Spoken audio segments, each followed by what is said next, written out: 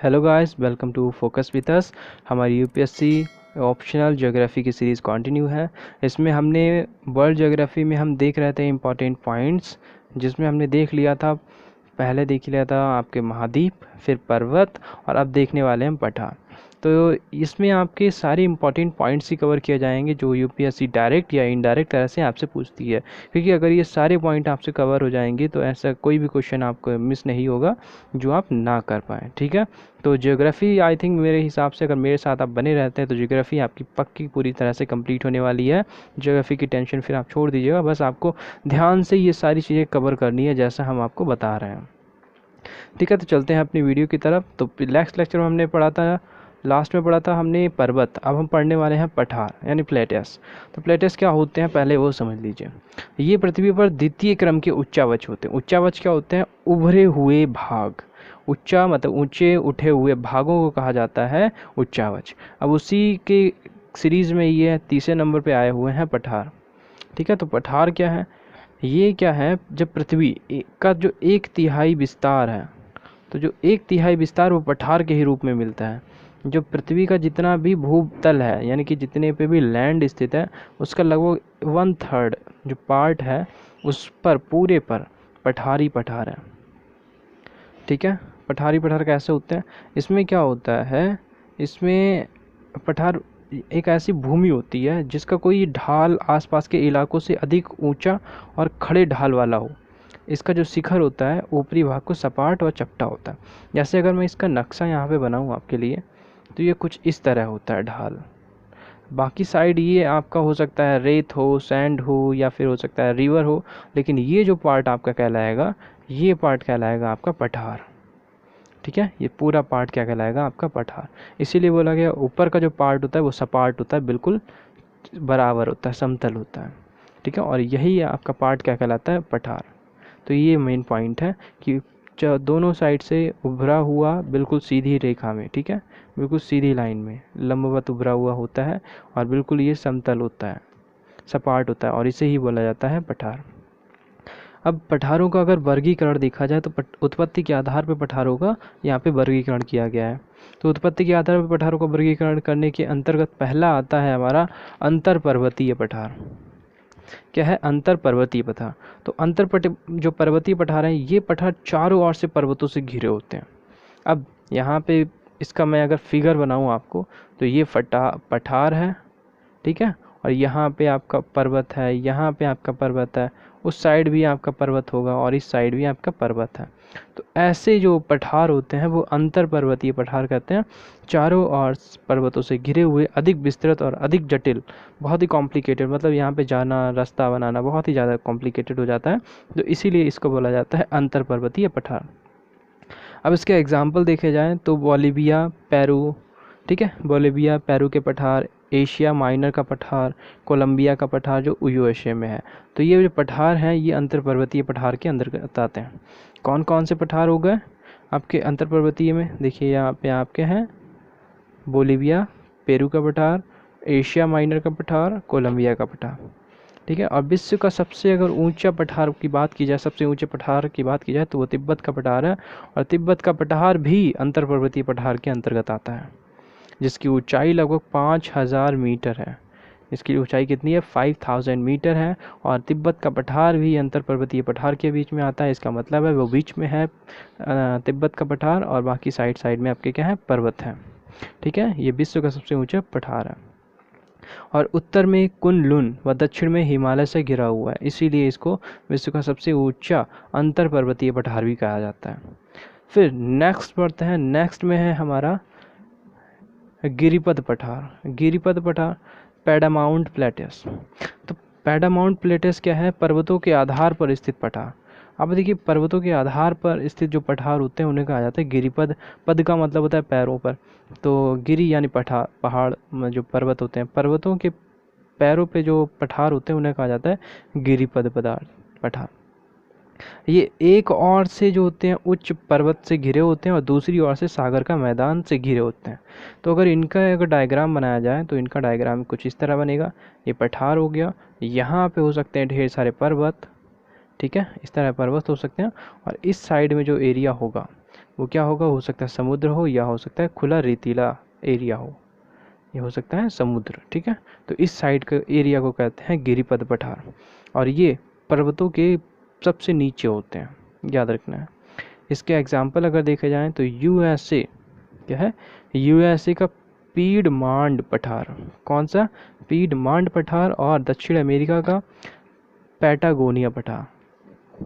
USA का पीडमांड पठार, दक्षिण अमेरिका का पैटागोनिया पठार। फिर है गुम्बदाकार पठार, गुम्बदाकार पठार थर्ड हमारा आता है गुम्बदाकार पठार। तो जो गुम्बदाकार पठार है इसमें भूतल में बलन की क्रिया के द्वारा गुम्बदाकार नुमा स्थान बनते हैं और इन्हीं को पठार कहते हैं, और यह गुम्बदाकार पठार कहते हैं। मतलब बलन की जब प्रक्रिया होती है तो गुम्बद नुमा उत्थान हो जाते हैं, और जिसे बोला जाता है गुम्बदाकार पठार। और गुम्बदाकार पठार के सिर्फ आपको एग्जाम्पल समझने हैं, और कहाँ पे होता है वो आपको याद रखना है। कहाँ कहाँ पे है, यूएसए में कौन सा पठार है, ओजार्क पठार। भारत में कौन कौन से पठार हैं, छोटा नागपुर पठार, रामगढ़ पठार। ठीक है, भारत के बहुत इंपॉर्टेंट है, सभी आपको याद रखने हैं। भारत के कौन कौन से पठार हैं, छोटा नागपुर पठार, रामगढ़ पठार। ये कैसे पठार है, ये गुम्बदाकार पठार है, समझ गए। तो ये आपको याद रखना है, भारत के कौन कौन से, छोटा नागपुर पठार और रामगढ़ पठार। ठीक है, नेक्स्ट हम बढ़ते हैं। नेक्स्ट फिर है महाद्वीपीय पठार। अब महाद्वीपीय पठार कैसे होते हैं, तो जो महाद्वीपीय पठार होते हैं ये प्रायः पर्वतीय भागों से दूर किंतु सागरीय तट या मैदानों से घिरे होते हैं। इनकी उत्पत्ति धरातल के ऊपर उठने या लावा के अपरिमित निक्षेप के कारण होती है, और इन पठारों को शील्ड भी कहा जाता है। एक तरीके से ये सुरक्षा प्रोवाइड करते हैं, इसीलिए इनको शील्ड भी कहा जाता है। और इनके एग्जाम्पल यहाँ पे देख लीजिए, साइबेरिया शील्ड और ब्राज़ील शील्ड। ठीक है, महाद्वीप, एक से समझ लीजिए, महाद्वीपीय पठार को कहा जाता है शील्ड पठार, और जिस पठार के आगे लगा हो शील्ड वही हमारा आंसर हो जाएगा, जैसे Siberia shield and Brazil shield. ठीक है, आपको दोनों ये नाम याद हो गए होंगे, साइबेरिया शील्ड और ब्राज़ील शील्ड। फिर लास्ट हमारा है ज्वालामुखी पठार। ज्वालामुखी पठार क्या, जो लावा के जमाव के कारण बने भूभाग, यानी जब लावा निकलता है बाहर और जो जम जाता है बिल्कुल इक्वल फॉर्म में, तब उसे कहते हैं ज्वालामुखी पठार। इसमें भारत का दक्कन का पठार, ठीक है, दक्कन का पठार कैसा है, लावा का बना हुआ है, इसलिए भारत का इम्पोर्टेंट है। फिर यूएसए का है, यूएसए का कोलंबिया स्नैक पठार, कोलंबिया स्नैक पठार, ये भी आपका कैसा है, ज्वालामुखी पठार है। तो ये सारे पठार आपके लिए इम्पोर्टेंट हैं। अब यहाँ पे कुछ इम्पोर्टेंट पठारों के मैंने नाम दे रखे हैं जो आपके एग्ज़ाम में पूछे जा चुके हैं। ये यूपीएससी पूछ चुकी है, वहीं से आपके मैंने ये क्वेश्चंस लिए हैं। ठीक है, एशिया माइनर, ये पठार कहाँ पे है, तुर्की। अंतोलिया का पठार, तुर्की। मेसोटा का पठार, आइवेरिया या प्रायद्वीप, स्पेन। चियापास पठार, दक्षिण मैक्सिको का। यूक्रेन पठार, यूएसए में। कोलंबिया पठार यूएसए में है। ग्रेट बेसिन पठार यूएसए में है। कोलोराडो यूएसए में है। ग्रीनलैंड पठार ग्रीनलैंड में है। ठीक है, ये सारे आपको याद रखना है। एशिया तुर्की में है, अंटोलिया पठार तुर्की। मेसोटो का पठार आइवेरिया या प्रायद्वीप। चियापास पठार दक्षिणी Mexico. Alaska USA. Ukraine USA. Colombia USA. Great Basin USA. Colorado, ये पूछा गया है कई बार, कोलोराडो पठार कहाँ पे है, कोलोराडो यूएसए में है। ग्रीनलैंड पठार कहाँ पे है, ग्रीनलैंड में। ठीक है, ठीक है, और यहाँ पे आप इसको भी समझ सकते हैं, ये पूरा मैप है जिसमें इंपॉर्टेंट पठार की बात में बारों यानी इन्फॉर्मेशन दे रखी, कौन सा पठार किस महाद्वीप पे है और किस देश में है, ये भी आप कंफर्म कर सकते हैं। जैसे दक्कन का पठार, ये हमारा भारत है, तो इस भारत में देखिए ये दक्कन का पठार है। छोटा नागपुर पठार भी भारत में पड़ता है। मेघालय पठार आपका कहाँ पड़ता है, चीन में पड़ रहा है। ठीक है, और ये पामीर और तिब्बत का पठार कहाँ पड़ रहा है, तिब्बत में पड़ रहा है, जो नेपाल के साइड में है। ठीक है, अब जैसे यहाँ पे आपका चिली है या अर्जेंटीना है, तो यहाँ से सारे आप समझ सकते हैं। या ऑस्ट्रेलिया में जाएं तो ऑस्ट्रेलिया में किम्बरले का पठार है।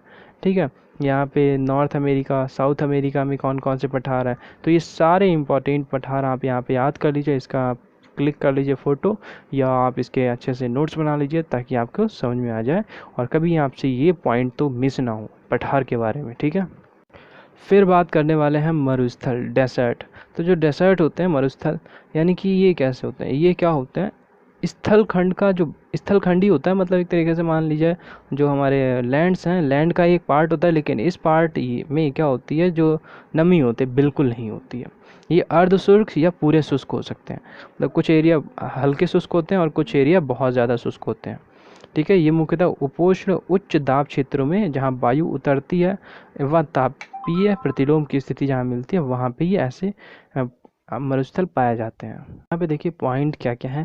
पहला पॉइंट यही है कि महाद्वीपीय जो मरुस्थल होते हैं इनके बनने में क्या क्या पॉइंट निर्भर डिपेंड है, क्योंकि यूपीएससी कई बार पूछती है मरुस्थल के बनने में क्या क्या डिपेंडेंसी होती है, क्या क्या पॉइंट्स होते हैं। तो पहला पॉइंट यही है, जहाँ पे उच्च दाब क्षेत्र होंगे वहाँ पे, जो बिल्कुल शुष्क या अर्ध शुष्क क्षेत्र होंगे वो।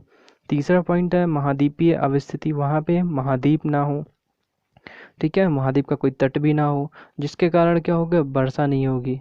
दो तीसरा पॉइंट। चौथा पॉइंट ये ठंडी महासागरीय धारा, जो ठंडी महासागरीय धारा होती है इसके कारण भी मरुस्थल बनते हैं, यानी कि रेगिस्तान बनते हैं। ठीक है, इसमें एग्जाम्पल देखा जाए तो कालाहारी, पैटागोनिया और अटाकामा इसके सबसे इम्पोर्टेंट आपके पॉइंट्स हैं। अब जो मरुस्थल है ये रेत के भी हो सकते हैं, कंकड़ के भी हो सकते हैं, मिट्टी के भी हो सकते हैं। तो जो हमद मरुस्थल अल्जीरिया के रेग हैं, इसमें लीबिया के सहरीर ये चट्टानी मरुस्थल है, मतलब इसमें क्या है, कंकड़ पत्थर है। सहारा क्षेत्र एवं एर्ग जो मरुस्थल है इसकी कैसे है, पथरीले व रेतीले। तो दो पॉइंट तो यहाँ पे आपके पॉइंट कवर हो रहे हैं। पहला लीबिया के शहरी चट्टानी मरुस्थल है, सहारा क्षेत्र के एर्ग मरुस्थल एक ऐसे पथरीले व रेतीले। कुछ इंपॉर्टेंट यहाँ पे मरुस्थलों की सूची है, यहाँ पे आप समझ लीजिए, याद कर लीजिए उनको। जैसे सहारा कहाँ पे है, उत्तरी अफ्रीका में है। सहारा मरुस्थल कहाँ पे है, उत्तरी अफ्रीका। यहाँ पे लीबिया और नूबियन दोनों मरुस्थल यहाँ पे हैं उत्तरी अफ्रीका में। फिर है Wharton, Simpson, Gibson, Sturt Stony, Great Victoria, great Sandy, ये कहाँ पे, ये ऑस्ट्रेलिया में है। आपको याद रखना है Wharton, Warburton, Simpson, Gibson, Sturt Stony, Great Victoria and Great Sandy, ये कहाँ है, ऑस्ट्रेलिया में है। फिर है नाफुद हमद रब अल खली कहाँ पे है, सऊदी अरब में। ये सारे रेगिस्तान कहाँ पे हैं, सऊदी अरब में। गोबी का रेगिस्तान पूछा जाता है, गोबी मरुस्थल कहाँ पे है, कई बार पूछा गया है एसएससी में, यूपीएससी में, अदर एग्जाम में पूछा गया है। कहाँ पे है, मंगोलिया और चीन में। तो गोबी कहाँ कहाँ पड़ता है, मंगोलिया और चीन का जो बॉर्डर है वहाँ पे आपका पड़ता है गोबी। तो फिर उसके बाद है कालाहारी, कालाहारी कहाँ है, बोत्सवाना। कहाँ पे है कालाहारी, बोत्सवाना। फिर आपका तकला मकान कहाँ पे है, शिक्यांग प्रांत चीन। सोनरान संयुक्त राज्य अमेरिका एंड मैक्सिको में। नामीबिया। Karakum Turkmenistan. थार मरुभूमि कहाँ पे है, भारत और पाकिस्तान में। अटाकामा उत्तरी चिली में। मेजोबो देखिए, फिर है आपका मेजोबो या मोहवे सेंचुरा शियरा नेवादा, ये कहाँ है, यूएसए में। तो ये इंपॉर्टेंट है, आपको इनको याद रखना है। देखिए जहाँ पे भी ज़रूरत होगी हम आपको मैप ज़रूर दिखाएंगे। इस मैप को देखिए, समझिए थोड़ा, ये पूरा वर्ल्ड मैप है। तो इसमें ये है आपका अफ्रीका महाद्वीप, और अफ्रीका महाद्वीप के बीच में ये जो आपकी कौन सी रेखा है, कर्क रेखा, याद रखिएगा। कर्क रेखा से होकर जाता है आपका सहारा मरुस्थल। तो इम्पोर्टेंट पॉइंट्स बन जाता है कि सहारा मरुस्थल किस रेखा से गुजरता है, कर्क रेखा से। ठीक है, और मकर रेखा से कौन कौन से, तो ऑस्ट्रेलिया महाद्वीप का जो मरुस्थल है वो आपका जाता है मकर रेखा से। ठीक है, फिर यहाँ पे पेरू की धाराओं के कारण भी आपके चिली में भी क्या है, मरुस्थल हैं। और दक्षिणी अमेरिका में भी जो मरुस्थल हैं उनके यहाँ पे नाम दे रखे हैं, क्योंकि इन्हीं से आप किसी भी लोकेशन को अच्छे से समझ सकते हैं, और लोकेशन के द्वारा ही आप अच्छे से समझिए, यही हमारा मेन टॉपिक है। ठीक है, चलते हैं नेक्स्ट पॉइंट पर। अब हमारा पॉइंट है जल संधियाँ यानी स्ट्रेट्स। तो जल संधियाँ होती क्या हैं, देखिए जब जो दो विभिन्न जल राशियाँ जब आपस में जुड़ती हैं, यानी जब दो नदियाँ आपस में जुड़ती हैं और दो स्थल खंड को अलग कर देती हैं, जब डिवाइड कर देती हैं। जैसे ये कोई एरिया है, जैसे नॉर्थ अमेरिका, साउथ अमेरिका समझ लीजिए, और यहाँ से कोई एक नदी बह रही है और कहीं दूसरी नदी भी आई और जुड़ गई आपस में, और पूरे इस एरिया को उन्होंने बॉर्डर के रूप में डिवाइड कर दिया, तो इसको कहा जाता है जल संधि। संधि का मतलब है जुड़ना। जब दो नदियाँ आपस में जुड़ जाती हैं तब बोला जाता है उसको जल संधि। ठीक है, तो आपको ये पॉइंट याद रखने हैं। अगर इसका एग्जांपल देखें तो जिब्राल्टर, जिब्राल्टर जो है भूमध्य सागर की कुंजी कहा जाता है इसे। तो ये पॉइंट आपको लिए समझ लीजिए, इसको याद भी रख लीजिए। जो जिब्राल्टर है इसको क्या कहा जाता है? भूमध्य सागर की कुंजी। अब मैंने आपसे पूछा था भूमध्य सागर का स्तंभ किसे कहा जाता है, आप हमें कमेंट बॉक्स में बताएं। अब देखिए हमने कुछ यहाँ पे विश्व की प्रमुख जल संधियों के बारे में बात करेंगे जो इम्पोर्टेंट हैं और कई बार एग्जाम में पूछी गई हैं। जैसे पाक जल संधि किस किस देश के बीच में है, तो ये यहाँ पे है। और कहाँ पे है, किस खाड़ी को जोड़ती है, यानी कि कहाँ पर है उसकी लोकेशन, तो पाक की खाड़ी और बंगाल की खाड़ी को आपस में जोड़ती है या अलग करती है। ठीक है, ये आपके बनेंगे। जैसे मलक्का संधि इंपॉर्टेंट है। मलक्का संधि कहाँ पे है? अंडमान सागर और दक्षिण चीन सागर को आपस में जोड़ती है। और ये कहाँ पे है? इंडोनेशिया और मलेशिया। मलक्का संधि कहाँ है? अंडमान सागर, दक्षिण चीन सागर, इंडोनेशिया, मलेशिया। पाक जल संधि भारत और श्रीलंका के बीच में है, पाक खाड़ी और बंगाल की खाड़ी में।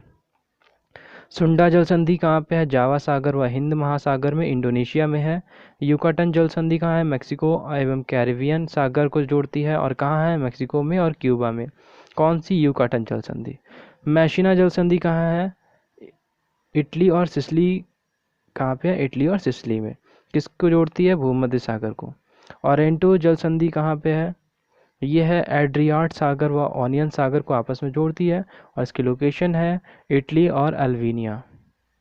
बॉब एल मंडेब, यहाँ पर देख लीजिए, बॉब एल मंडेब जल संधि कहाँ पे है? लाल खाड़ी अदनान की खाड़ी को जोड़ती है और ये यमन और जिबूती में है। कुक जल संधि कहाँ है? दक्षिण प्रशांत महासागर में, ये न्यूजीलैंड में है। न्यूजीलैंड की इसकी लोकेशन है। मोजाम्बिक चैनल कई बार पूछा जा चुका है, नॉर्थ चैनल कई बार पूछा जा चुका है, तो याद रखिएगा मोजाम्बिक चैनल हिंद महासागर को जोड़ती है। और मोजाम्बिक चैनल है कहाँ पे? मोजाम्बिक और मालागाशी। कहाँ पे है? मोजाम्बिक और मालागासी। ठीक है, अब दिख रहा होगा आपको। फिर है नॉर्थ चैनल। नॉर्थ चैनल कहाँ पे? ऑपरिश सागर और अटलांटिक सागर को जोड़ती है। कहाँ है इसकी लोकेशन? आयरलैंड और England. North Ireland England, north channel Ireland England. ठीक है। टॉरस जल संधि आराफुरा सागर और अटलांटिक महासागर, ये कहाँ पे? Ireland England. फिर है वॉस जल संधि। वॉस जल संधि कहाँ पे है? ऑस्ट्रेलिया में। किस किस सागर को जोड़ती है?